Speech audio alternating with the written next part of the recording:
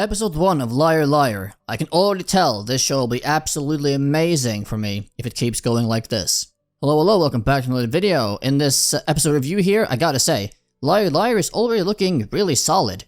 I am loving the No Game No Life, Classroom of the Elite, sort of Psyop-esque storyline here and plot and just the world.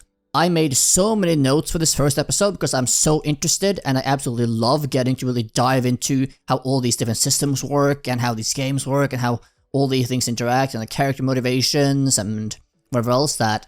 Yeah, I spent way too long on this episode just to finish it with all the notes I was making. So if you did not know, as I did mention here a bit previously, Liar Liar is sort of a Classroom of the Elite slash No Game No Life slash... Well, just so that's sort of show, right? In terms of having games, and you play these mini games to get stars. There's this Academy Island that's built by this corporation, and apparently all the students there, they compete for stars, and from like rank 1 to 7, and then only one person can be like a 7-star at one time, as far as I understood, and then a lot of people can be at rank 1 to 6, depending on how many games they won, or however they quantify the rank you get and how you get there. The plot of the first episode, fairly simple, but very entertaining, with this transfer student, second year, that apparently has like the lowest score ever to be accepted for the transfer program, gets into this island, and he basically by coincidence runs into the only 7-star, or the 7-star student, the Empress as she is called, as he can't find his way to the District 4 Academy. Some things happen, and nothing he plans, of course, because he's kind of clueless in a way. He doesn't even know how the device he gets works or anything along those lines. But he ends up in a game with her. And he ends up beating her by sheer coincidence, even though, of course, her and everyone else thinks it's all planned. And by doing that, he gets 1 star, which is not really anything special, but he gets the red star that the Empress had, which allows him to tell 1 lie, which in turn gets used later in the episode. One of the most interesting things about this anime to me so far, after the first episode, is this concept of, basically the concept of like a psyop, right? It's all about lies, all about tricking other people, all about leveraging yourself and putting yourself in a position where you can sort of pretend to be the guy that you want to be. I mean, in this case, our MC basically gets, not forced, but kind of forced to take on the position of a 7-star by using his 1 lie to pretend he is a 7-star after the headmistress, after he beats this Empress girl, basically tells him that, hey, I mean, you just beat the Empress, which is, you know, a feat in and of its own and very special, and it's created a lot of commotion. And by coincidence, this girl is the granddaughter of the director of the academy, at least so she says, and he thinks at this time. So you can't just drop out of the school. That wouldn't be good enough, because you know, the director of the island that created the island and the system is very proud and strict and rough and brutal, right? So he wouldn't accept such a defeat and shame and humiliation to go unpunished. Especially when it would come from him being a rank 1 star, like horrible scores, really low level NPC as the headmistress calls him. So basically she forces his hand, it's like, okay, but if we can make it seem like you're actually a 7-star now with using the side effect of this red star, which apparently is really rare and only a few people have it on the island, and basically just fudging the numbers, fudging the papers, so that we say you got the highest ever transfer scores, even higher than the Empress did, and it's basically fudging everything, it's making him seem super powerful and a genius, right? The second coming. I mean, he inevitably accepts, because for some reason there is someone at this Academy Island he wants to find. Not sure who it is, but someone he wants to find for some reason, which I'm sure we will get more into later in this season. So he begrudgingly accepts, and then goes on to hold his graduation speech, or his entrance ceremony speech, as he's now the 7-star. I believe he held the entrance exam for Academy 4, which is where he goes, but the Empress goes to Academy 3, or District 3 Academy, so I assume it's not the same academy. Wasn't quite clear on that, I think. But he holds this speech, and yeah, he basically just boasts, and is like, yeah, I'm the best of the best. If you want to try and beat me, just come and try me, I'll humiliate you and crush you. Basically just like totally playing the part of this genius transfer student that the headmistress set up for him. The headmistress even laughs her ass off after he finishes the speech, just like making fun of him for this cringy speech he did. Poor guy. But apparently, for some reason, the MC here, he has a real talent for completely disconnecting his inner and outer emotions. which makes him able to basically just do the speech he just did with no problem, and having the correct expressions, and basically really living the lie as he has now found himself in. Even more interesting, at the end of the episode here, we do get the Empress dragging him aside, basically being like, please don't reveal my secret. And then we find out that when you get the red star from someone, you get to see the lie they told using the red star. Of course, he doesn't know this because he's clueless, but basically the Empress just exposition dumps herself into oblivion and tells him everything about her secret. You must know this, right?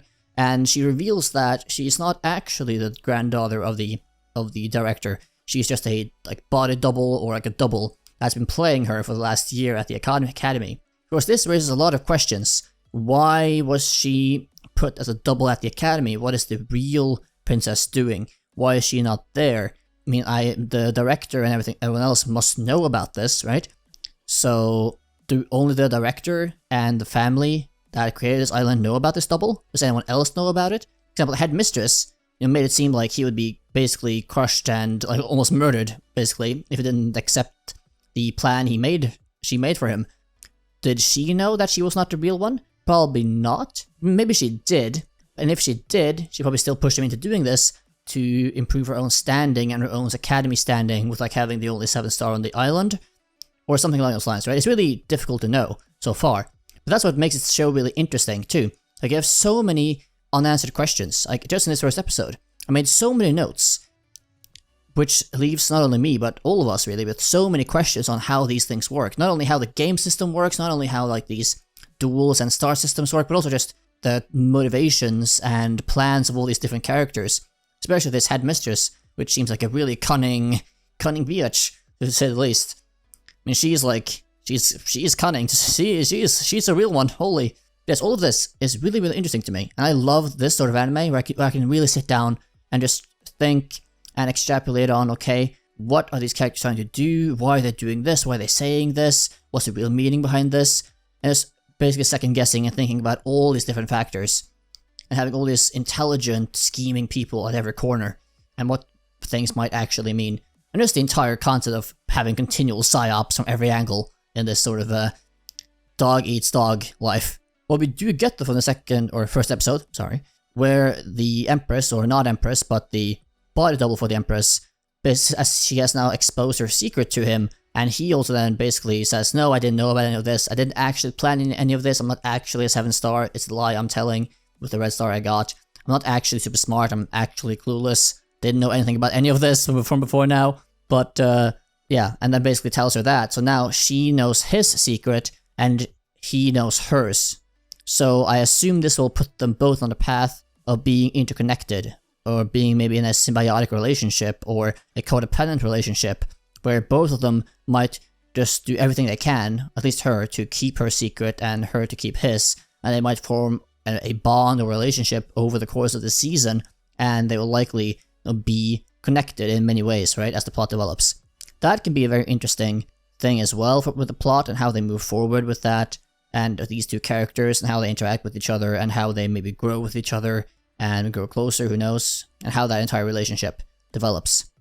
All of that, again, can be very, very interesting, and I am very much looking forward to finding out more. But everything from the speech to the skills to especially the games, right? You have abilities apparently, skills you can use in the game, you can choose the kind of game you want.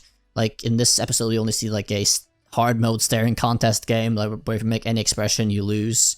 And I'm sure there's a ton of possibilities with games, and then you have abilities you can use with that. I mean, if this was a video game, it has a ton of options and potential solutions and just variables that can vary in each game and how you set things up.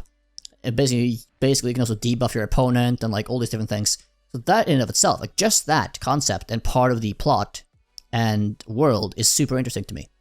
The only negative about this anime so far is that I feel the animation quality is a bit below average. I don't think they have the biggest budget here, but I'm not too worried about the budget as long as they keep up with this plotline and story and concept and do it justice. Then I am totally in for this. This one might be one of my favorites of the season if they actually keep up what episode 1 showed.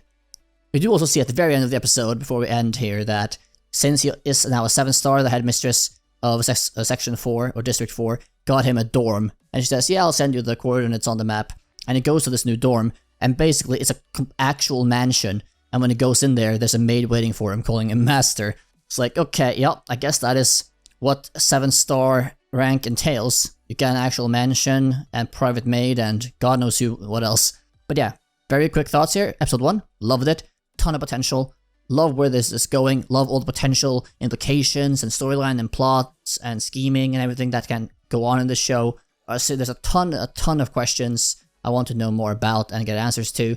I'll head into episode 2 right now, then make an episode review on that. And then we will definitely be having a worth your time review episode after that as well. But so far, absolutely a yes for me. Go watch it. If you enjoyed this video, please leave a like, subscribe with the notification bell, all that good stuff to support my content and new channel here. Thank you if you want to do so. Also, what did you think of episode 1? Did you like it? Hate it? What did you like? What didn't you like?